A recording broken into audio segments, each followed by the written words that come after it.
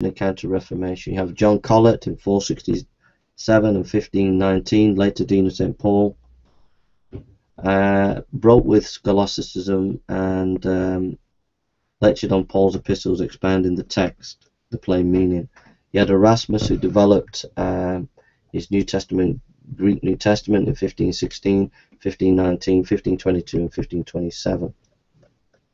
You had Luther, who was a massive influence, who really said to John Eck, basically, Luther lived from 1483 to 1546. Basically, he said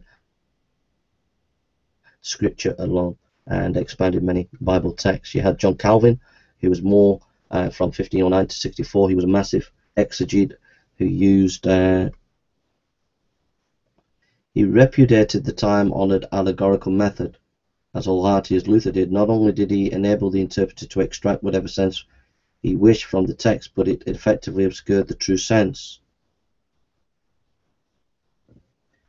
intended by the Spirit. He was not disposed to maintain time-modern interpretations which found pretext for Christian doctrine in the most unlikely of places, says F.F. Bruce, if he thought that they were excluded by the plain sense of the context. In other words, Calvin was a master of the historical grammatical method. So these two guys, Luther and Calvin, were massive. Then there was there was a polemical situation of theological discussion during the Reformation. You have like Theodorus Biblaner in 1506 to 64, the father of biblical exegesis, says F.F. Bruce, in Switzerland, when repairing some of Calvin's omissions. Then you had Henrik Bullinger in 1504-75. Then in the post-Reformation period, you have Flacius and Camarius. Matthias Flacius Lyricus, 1520-75, published 1567 in his Clavis Scriptura Sacra,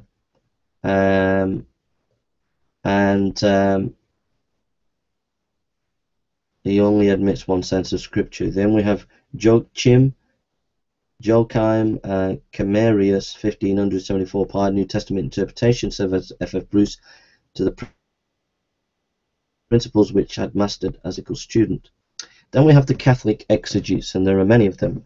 We'll just mention one or two. We have Johann Entius, who in 1547 wrote a preface to the Latin translation of Arthur's commentary on the book, says F.F. Bruce. We have two Jesuit scholars who made contributions of major importance, says F.F. Bruce. We have Francisco de Ribera, 1537-91, Lucius des Alcazar, 1554-1613. We have Grotius, Dutch jurist, 1583-1645, and he wrote Annotations Novum Testamentium, and was very philological and historical in his method. Then we have background studies. We have John Lightfoot, 1602-75, who saw that we should study the Bible in its historical context, and that means Jewish scholarship was brought into bear. And there was another number of Greek exegetes at the time, such as Johann Jacob Wettstein, 1693-1754, etc.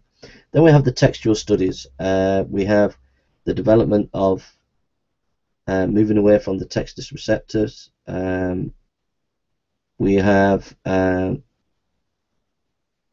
number of textual developments in textual criticism around about 1655 to 57.